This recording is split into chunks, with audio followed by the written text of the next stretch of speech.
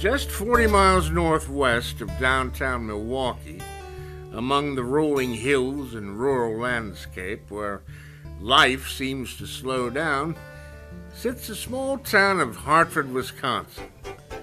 The history of this city is common to many cities throughout the country.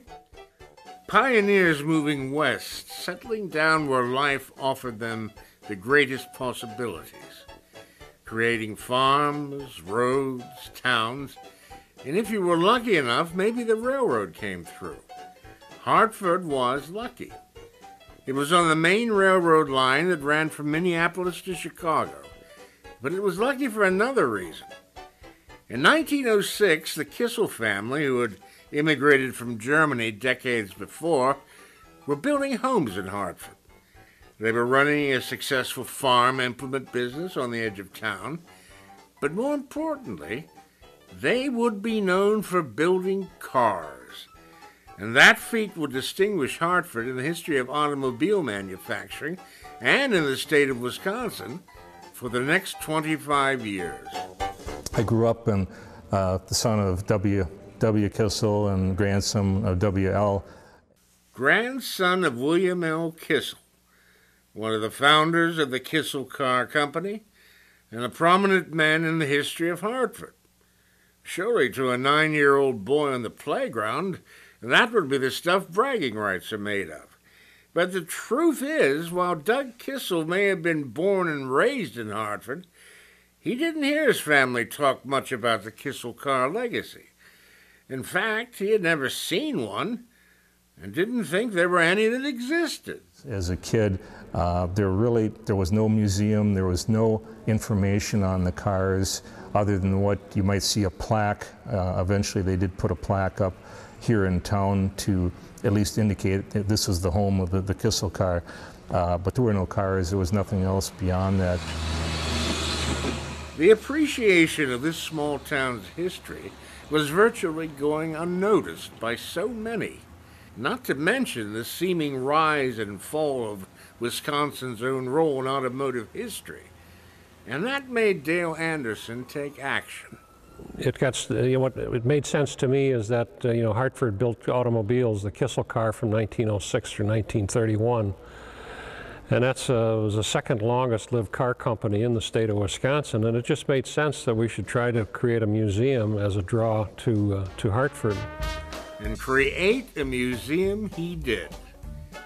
With a modest sum of $1,700, he started the back-breaking work of cleaning out the old cannery, selling the tons of scrap metal left inside, and renting out excess space to local businesses for warehousing when he needed to. But in time, his labor finally gave birth to the Wisconsin Automotive Museum. When I first opened up 21 years ago, I started with 46 cars on one floor, and that same year I had to expand to add another 10 cars. And then there were several other expansions up until what we are now, which is 2 floors, and there's 75,000 square feet of space. The oldest car here is a 1902 Jeffrey, and Jeffrey started in Chicago and then moved to Kenosha. And then in about 1917 or so, Charlie Nash bought the company out, and that was the beginning of Nash. And so we have a good Nash collection. The collection doesn't stop with Nash, and neither does Dale. He knows the history trapped in these cars, and walking these aisles of the past, he's only too eager to reconstruct their life of former days. The Lincoln was formerly owned by the president of the Tangiers Lipstick Company, and he gave it to his wife as a present. This one, as far as we can determine, was used by the Broadmoor Hotel at Pikes Peak in Colorado. 1950 Kaiser. Nobody had thought about hatchbacks until Kaiser came out with it. You'll note that there's 4 doors, 2 on each side, but the back doors don't work because it's a hatchback. And this 29 Plymouth has only had 2 owners. That was originally sold right here in Hartford. This, of course, is the famous DeLorean. You know, it's stainless steel, but boy, is it hard to clean. You can't use much on it because of the, you know, when they do stainless steel, it's got a grain, and if you cross grain it with anything, you'll mess up the grain. So about the only thing you can use to clean it with is Windex. And then we've got our third rock from the Sun car. This was used in the TV show. A lot of people don't remember the TV show anymore, but I don't know, I used to watch it.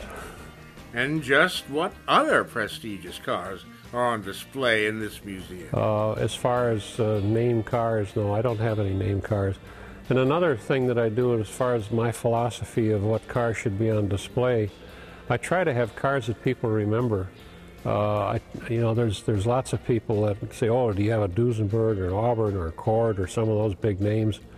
No, I don't have any of those because most of the people that come in here didn't hear them, never heard of them anyhow, so they don't really care if they see them, but they come and see, they see Dad's car, they see Grandpa's car, they see their first car that they had in high school, and so it's, you know, we're in the memory business, and so I'm trying to let people relive their own memories by having things that were familiar to themselves. It's memories that other people are willing to donate that makes the museum more than just a collection of cars and trinkets. It's a way of holding on to the things we love and embracing the things we are and sharing the things we never want to lose. Well, when it comes to the donation of cars, there's several reasons why a person would want to donate. One is that they're really, really interested in the museum as a project and would like to contribute to the museum project by donating a car. Some people donate cash, some people donate cars. Like I've got a one Kissel here, that was donated to us in the name of their father, and it's sort of a tribute to their father. I have a couple, and one is a tribute to the son. It was donated in their names. And as far as those that are on loan, that is another matter. Sometimes it's, for them, purely a matter of storage.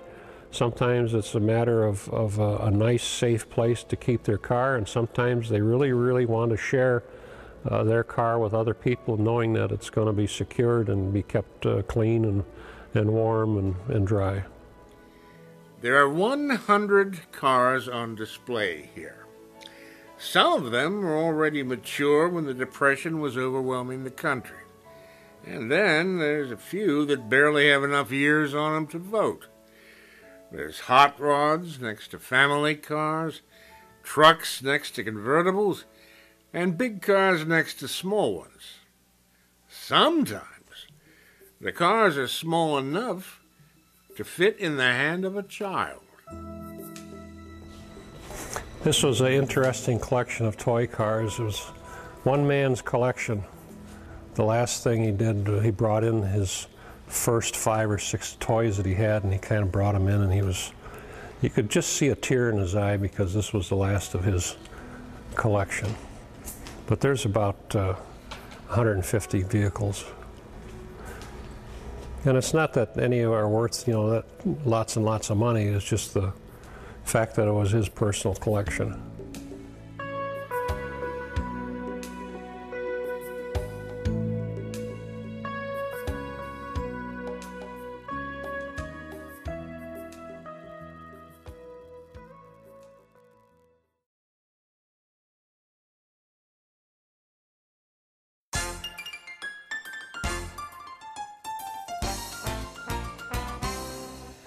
In 1904, brothers William and George Kissel, along with 3 other friends, each purchased their own steam-driven car called the White Steamer for the hefty price of $2,500.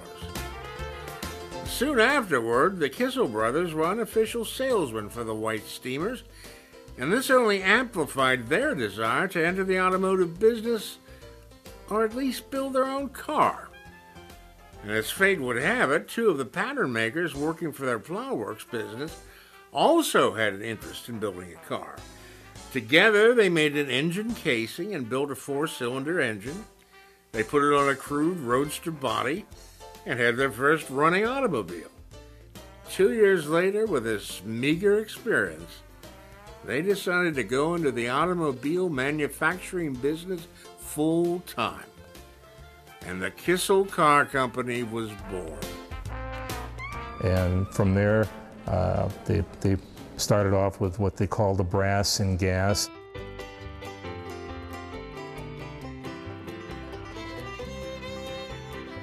And they proceeded on from there. They had their own, first it was a 4-cylinder engine that they cast, their very own engine, and then proceeded on to a 6-cylinder that they improved over time, and there were a few other components that they put on, but they truly were a complete automobile manufacturer.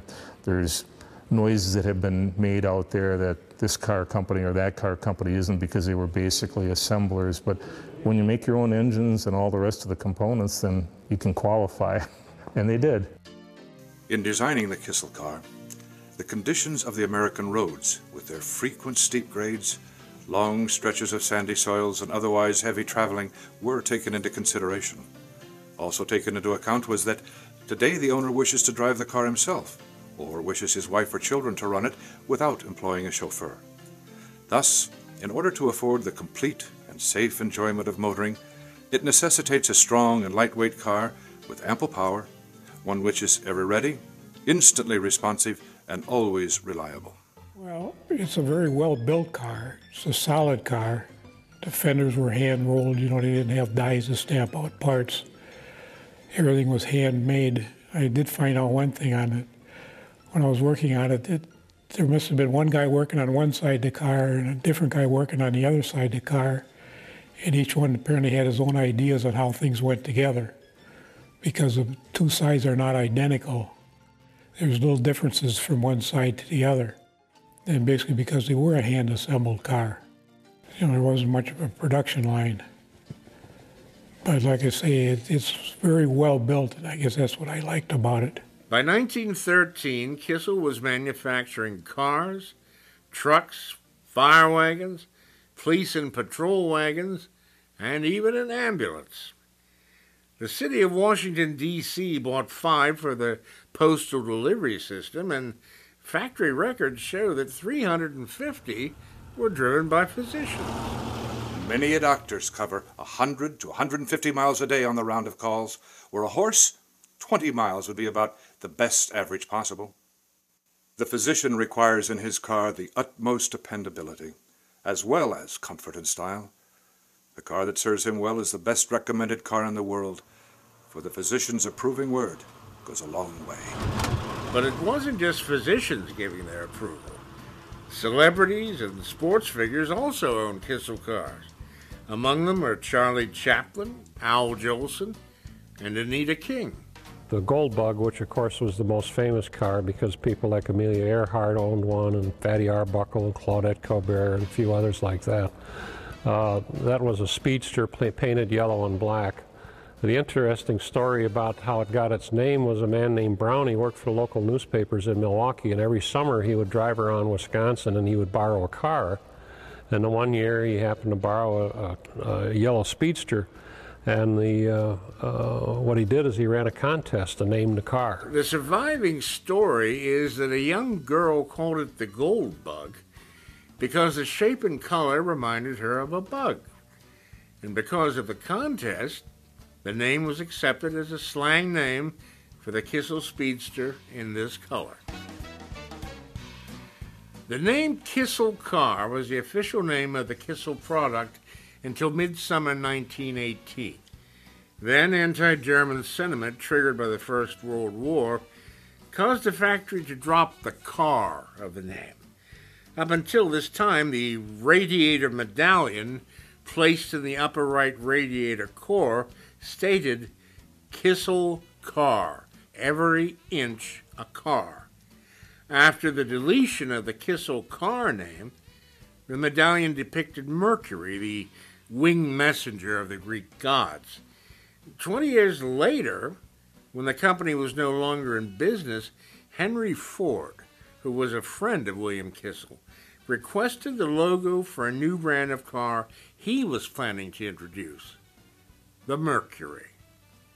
In 1925, Kissel stressed its 19 years of successful automobile building and commented in an expanding statement, "It has seen names once famous pass into oblivion, with hundreds of little names that have appeared and disappeared."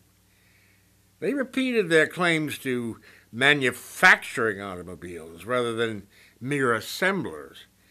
They claimed that 90% of every Kissel was built right in the factory plant and referred to the loyalty of Kissel owners.